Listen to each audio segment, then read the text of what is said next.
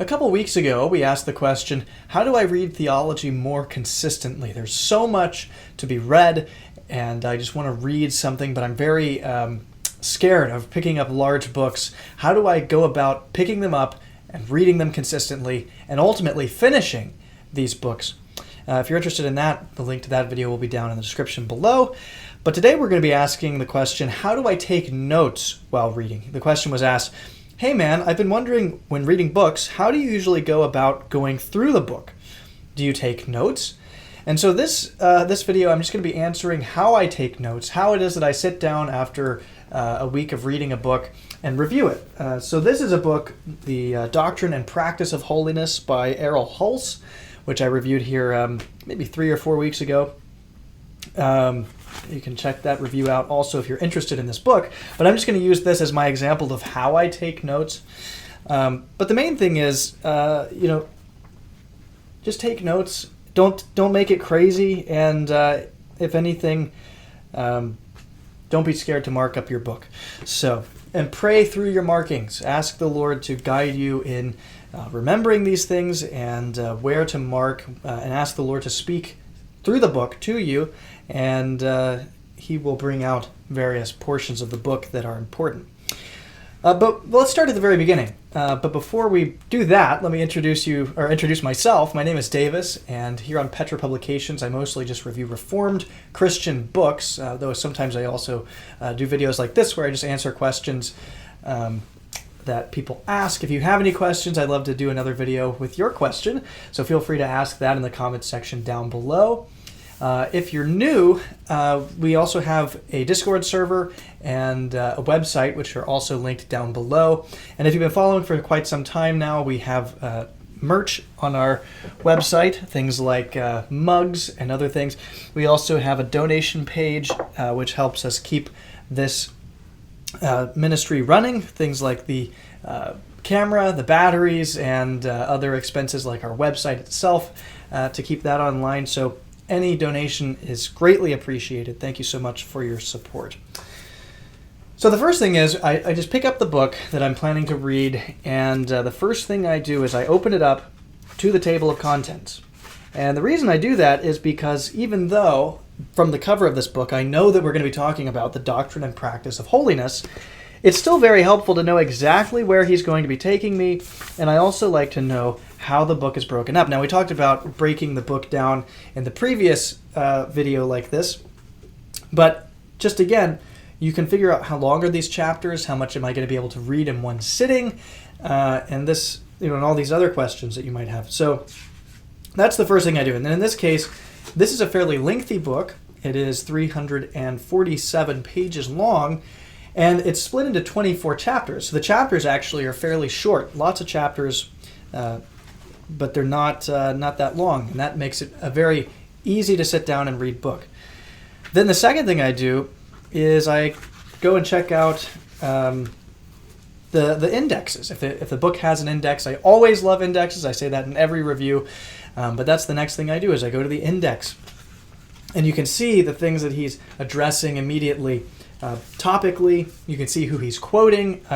So I always look for certain people who I appreciate, like J.C. Ryle and R.C. Sproul, and various other names like that I just enjoy reading myself. Or Stephen Charnock is another good one. In this case, we have William Gurnall, who's another favorite of mine. So I just go through and I try to find various things that I'm familiar with and figure out who he's writing from, like his background and stuff. Here's B.B. Warfield, Cornelius Van Til, all these different names that I'm familiar with, George Whitefield. It gives you an idea of how he's writing and from the perspective he's coming. And then you can see the scripture index. Now, there's a book called A Small Book for New Theologians by Kelly Kapic. I've actually reviewed that one here on the channel as well.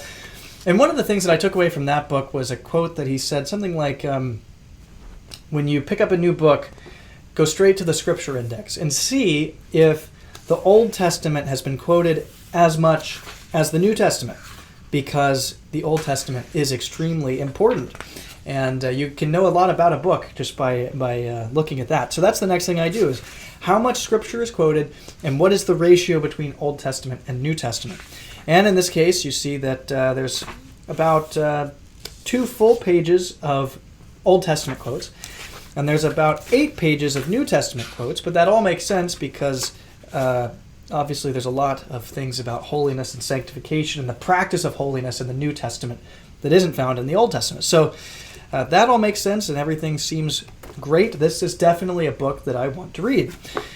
So then I start at the very beginning, go to the very first page, I read the preface, I read the introduction. In this case, there's a bibliography in the beginning, and I just start right at the beginning. And I just start underlining or bracketing. I'm a huge fan of bracketing. I used to underline a lot, but I have found that it makes the text very hard to read when you go back through a second time. So instead, I do brackets like this, or here's some more. In the preface, I bracketed the first paragraph and the last paragraph here. And you can see that the text is still very easy to read, while you still know that that section was something that you wanted to come back to. Same thing here on page 15. You can see my bracket around this paragraph here. You can also bracket larger sections like this. And I also have some underlining in there, but I do try to stay away from underlining as much as possible. Here's an example of underlining where the text is becoming actually kind of difficult to read. So I just try to use brackets as much as I possibly can. Sometimes I'll put an exclamation mark next to my bracket, which tells me this section was extremely good and I really liked that. And I just try to underline things that stand out or speak to me personally as I'm reading through, like, for instance, this book on holiness. There are various parts in here that were convicting to me. There were various parts that were telling me that I was doing something wrong in my own life. Another thing that I like to do is write in a little note myself, and in this case, it's talking about the Keswick Convention in 1875, and they were talking about, they were the holiness movement. They believed in complete and total holiness here on earth.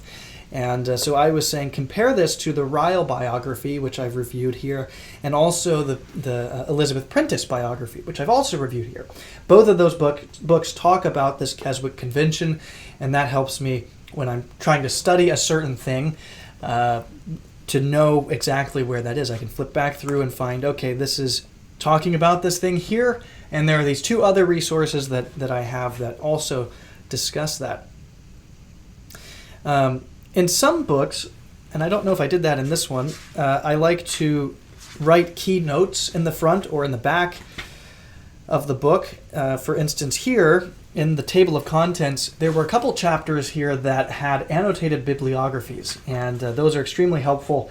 And I wanted to remember that those were there and in which chapters those were in. So I went back and just wrote annotated bibliography and drew an arrow down to remind myself these chapters have that.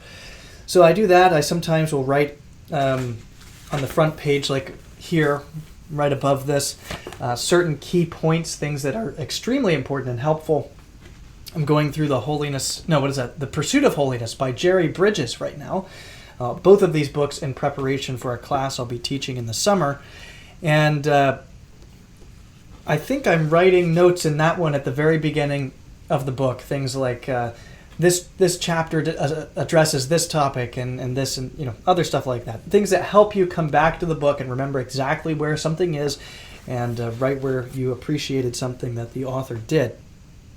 Another thing I love doing, and this is not my idea by any means, and I'm sure these are all very standard note-taking things, but often I will either circle and draw a little star and then write typo underneath, or I'll go to the very back of the book and I'll just write all the typos out that I find in the book. There's always at least one in a book. You just have to find it. Nothing is ever edited perfectly.